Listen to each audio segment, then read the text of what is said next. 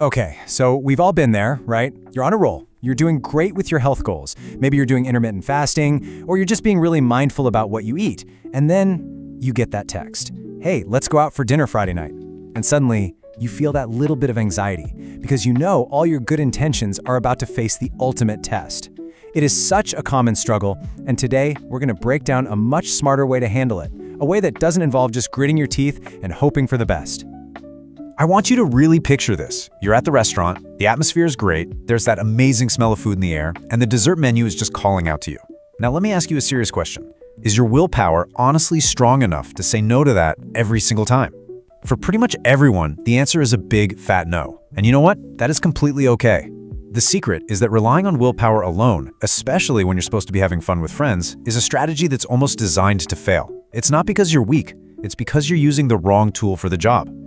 So, if willpower isn't the answer, what is? Well, we need a better toolkit, a better system. First, we're going to talk about something called the willpower trap.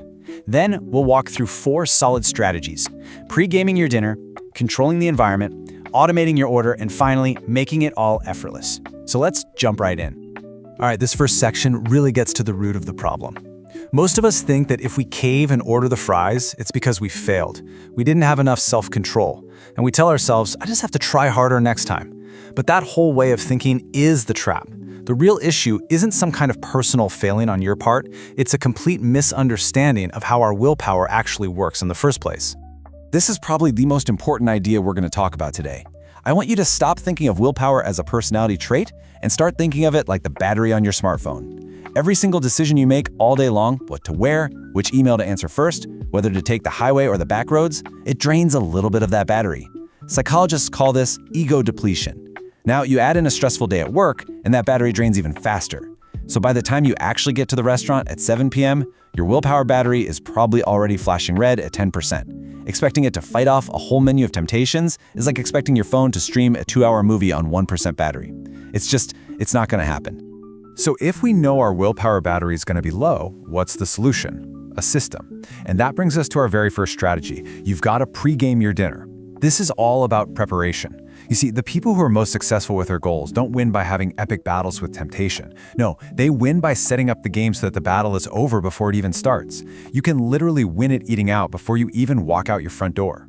And this strategy has 2 incredibly simple but really powerful steps. Step 1, decide what you're going to eat before you go.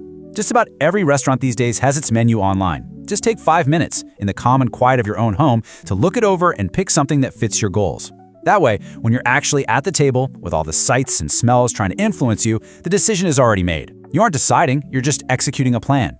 Step 2 is to get a handle on your hunger.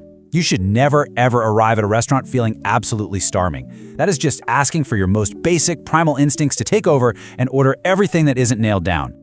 So what kind of snack are we talking about here? Well, the key is to eat something that gives you slow, steady energy.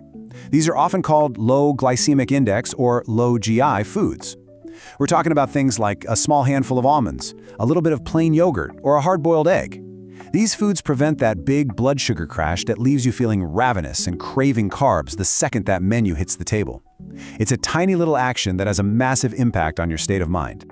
And here's another super simple pre-game tactic: hydrate. It's amazing how often our brains mix up the signals for thirst and hunger. So, about 20 or 30 minutes before you're heading out, drink a big glass of water, or some sparkling water, or maybe a warm herbal tea. This does 2 things. It hydrates you, and it helps fill up your stomach a bit. This little trick can dramatically increase your feeling of fullness and cut down that urge to order impulsively. It's just a simple way to prime your body for success. Okay, our next strategy builds right on that idea of preparation.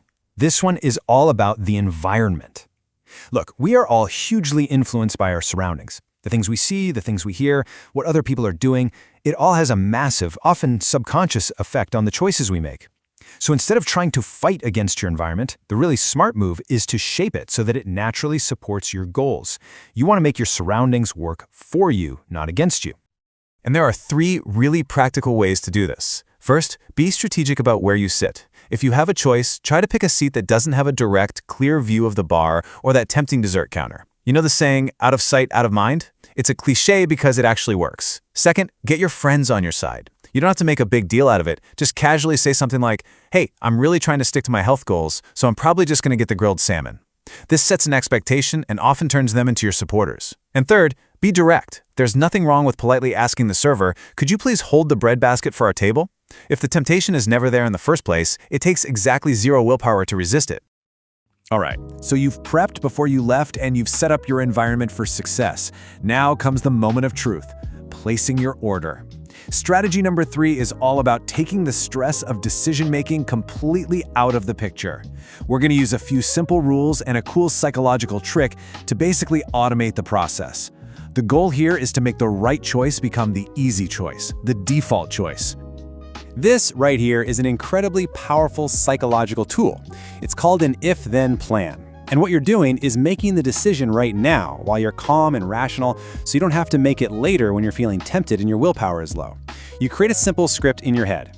If the waiter asks if I want dessert, then I will order a peppermint tea. See how that works? It totally bypasses that internal debate, that should I or shouldn't I struggle. It turns a moment of potential weakness into an automatic, pre-planned healthy response. This chart really spells out the huge difference in mindset. On the left side, you have the willpower approach. It's vague, it's stressful. I'll just try to be good. That's not a plan, that's just a wish. But look at the right side. That's the system approach. It's specific, it's clear, it's calm. My rule is I always order protein and vegetables. Can you just feel the difference in those two statements? One leads to anxiety and a high chance of failure. The other leads to calm, confident execution. And believe me, a good system will beat willpower every single time. So how do you actually build this system for yourself? Here are a few simple rules you can just adopt as your own. First, have a default meal choice. For instance, your rule could be, when I eat at an Italian restaurant, my go-to is always the grilled fish with a side of sautéed spinach. This completely eliminates that menu anxiety. Second, define your portions before the food even arrives. You can decide ahead of time, I'm going to eat half of whatever they serve me and I'll take the rest home for lunch tomorrow. And third, try to avoid overly complex dishes. Things with tons of ingredients and mystery sauces can be tricky. Sticking to simple items like grilled chicken, a steak, a piece of fish makes it much easier to know what you're eating and stay on track. This brings us to our last and, honestly, most important strategy, because this is where you find real freedom. The ultimate goal isn't to have to consciously think about all these little strategies every single time you go out to eat. The goal is to practice them so consistently that they become automatic, unconscious habits.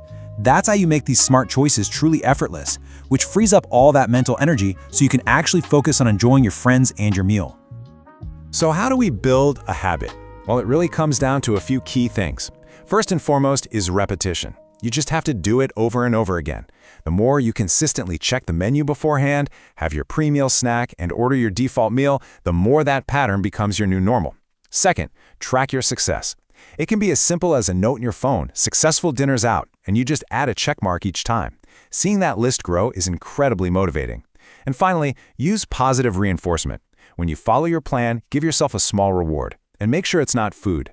Maybe you let yourself buy that book you've been wanting, or you take a long, relaxing bath. This tells your brain, hey, that was a good thing we did, and it makes you want to do it again. And this is so important. Please don't try to do all of this at once. You'll just get overwhelmed. The real key to building lasting change and momentum is to start with just one small thing. For your very next dinner out, maybe your only goal is to look at the menu online and decide your meal in advance. That's it. Just master that one thing, because success builds on success. When you succeed at that one small thing, it builds your confidence, and from there, you can slowly build a powerful system that works for you.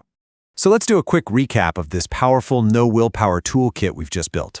First, you prepare. You decide on your meal ahead of time, and you have a smart snack before you leave. Second, you control your environment. You choose your seat wisely and you remove temptations from the table. Third, you automate your choice by using those if-then plans and simple ordering rules. And finally, you habituate these new actions through repetition, tracking, and rewards until they become completely effortless. This isn't about being restrictive, it's about being strategic. And that really brings us to the biggest idea of all. If you only take one thing away from our time together today, please let it be this. You do not need more willpower. You need a better system. We've applied this idea to the challenge of eating out, but I want to leave you with the question to think about. Where else in your life are you just relying on that faulty, unreliable willpower battery, when a well-designed system could be doing all the heavy lifting for you? Think about your work, your fitness, your finances. This principle can be an absolute game changer for just about any goal you want to achieve. Thanks for watching.